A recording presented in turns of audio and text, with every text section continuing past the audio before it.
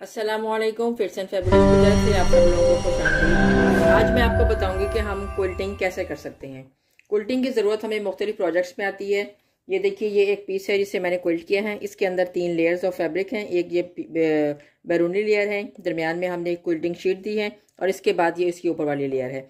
इसके ऊपर हमने मुख्तलिफ डिज़ाइन बनाए हैं। इसी तरह अगर हमने प्रिंटेड फैब्रिक ऊपर लगाया उसके ऊपर भी हमने मुख्तलिफ डिज़ाइन बनाए होंगे। इसी तरह 2 लेयर्स के दरमियान में एक तीसरी लेयर को देना जो होता है वो क्विल्टिंग कहलाता है। क्विल्टिंग हमें मुख्तलिफ कामों के लिए की जाती है। क्विल्टिंग हमने करने का पहला मकसद ये है कि हमने इसकी बेडशीट बनानी हो या कोई क्विल्ट शीट बनानी हो। दूसरा मकसद ये है कि हमने इसका बैग, पाउच, पर्स, इस तरह की कोई भी चीज़ बनानी हो। सबसे पहले मैं आपको बताऊंगी कि अगर हमने क्विल्टिंग करनी हो बेडशीट के लिए तो हम क्या यूज़ करेंगे।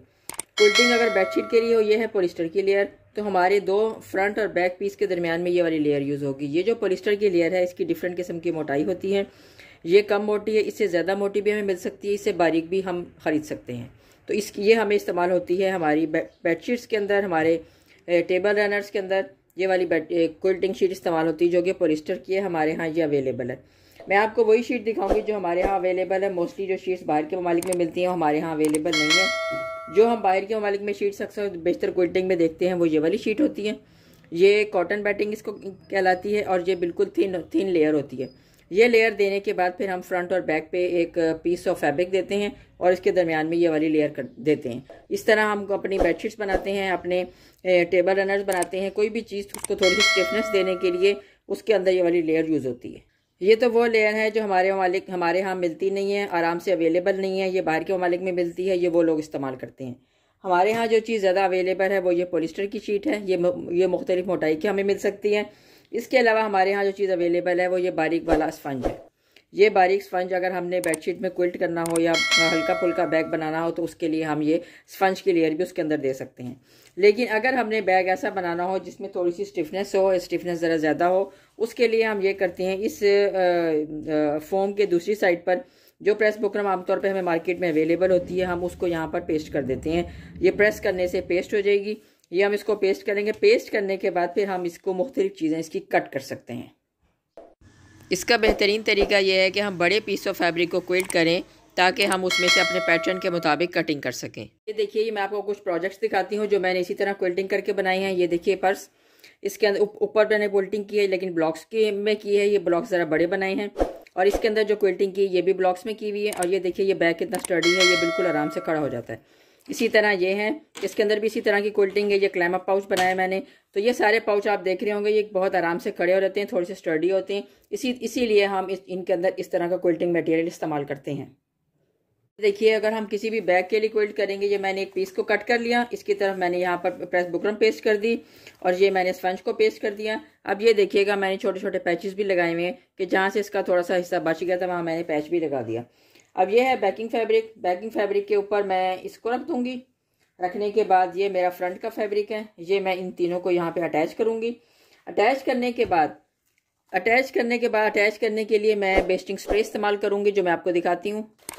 आप इसके लिए डिफरेंट पिन्स भी इस्तेमाल कर सकते हैं। ये पिन्स आप लेने के बाद इसके चारों तरफ वो पिन्स लगा दें। पिन्स लगाने के बाद जो भी डिज़ाइन आपने इसके ऊपर बनाना है वो इसके ऊपर ड्रॉ करें। ड्रॉ करने के बाद उसकी क्विल्टिंग कर दें।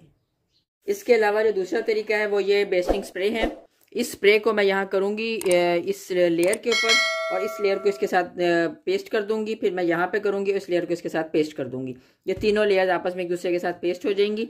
उसके बाद मैं इसके ऊपर कोई भी डिज़ाइन बनाना चाहूँ, मैं इसके वेव्स बनाऊँ, इसके ऊपर मैं डायमंड शेप में ब्लॉक्स बना दूँ, मैं इसमें सीधे ब्लॉक्स बना दूँ, मैं इसमें टेढ़े ब्लॉक्स बना दूँ, मैं कोई भी डिज़ाइन जो मुझे पसंद है मैं इसके ऊपर क्विल्ट कर दूँगी।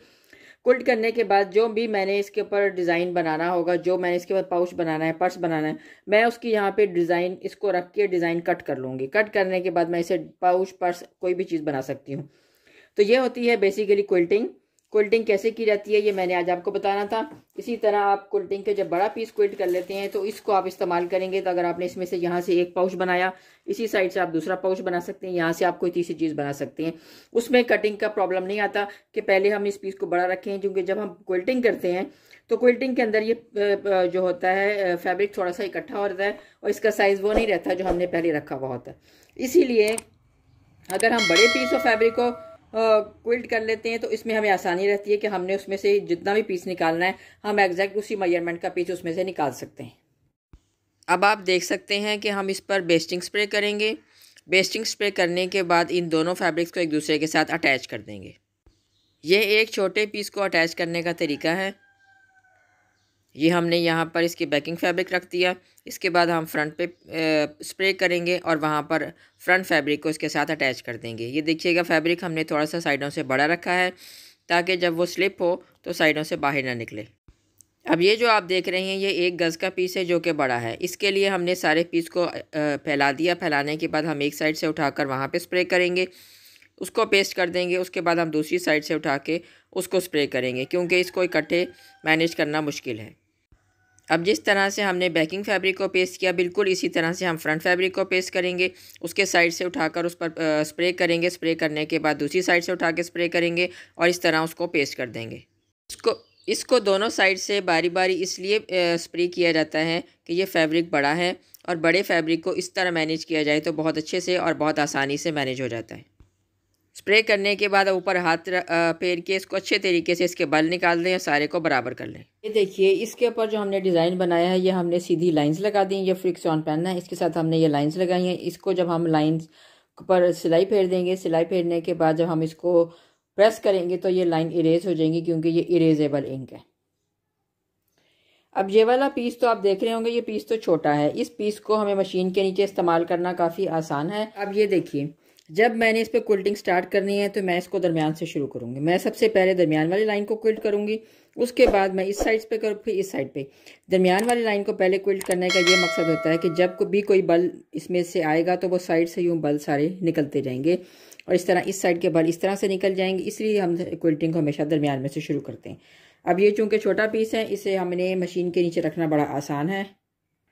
अब ये देखिए, ये मेरी आम मशीन है, सिंगल मशीन। अब इसके नीचे मैं इसको बहुत आराम से इसके नीचे इसको रखूँगी। रखने के बाद मैं इसके ऊपर सीधी सिलाइयाँ बहुत आराम से डाल सकती हूँ। अब ये देखिए, ये इसके नीचे मैंने इसको रख दिया। अब यहाँ पे ये आराम से मैं सारी सिलाइयाँ इसके ऊपर बारी बारी डाल सकती हूँ, क्योंकि ये छोटा पीस है, ये इसके नीचे बहुत आराम से सेट हो जाएगा। बड़े पीस और फैब्रिकों के मुख्तलिफ तरीके से हैंडल किया जाता है। इसे देखिएगा, हम साइड से फोल्ड करेंगे। फोल्ड करने के बाद जब इसका दरमियान का हिस्सा आ जाएगा फिर हम इसको मशीन के नीचे रखेंगे, क्योंकि हमने क्विल्टिंग को दरमियान से शुरू करना है। अब ये देखिए, हमारा फैब्रिक सेट हो गया है। अब हमने इसके ऊपर सिलाई लगानी है। अब इसका फैब्रिक का प्रिंट ही आपको नज़र आ रहा है कि इस पर वेव्स बनी हुई है। हमने इन्हीं वेव्स के ऊपर लाइंस लगा देनी है। लाइंस लगाने के बाद हमारा ये पीस क्विल्ट हो जाएगा।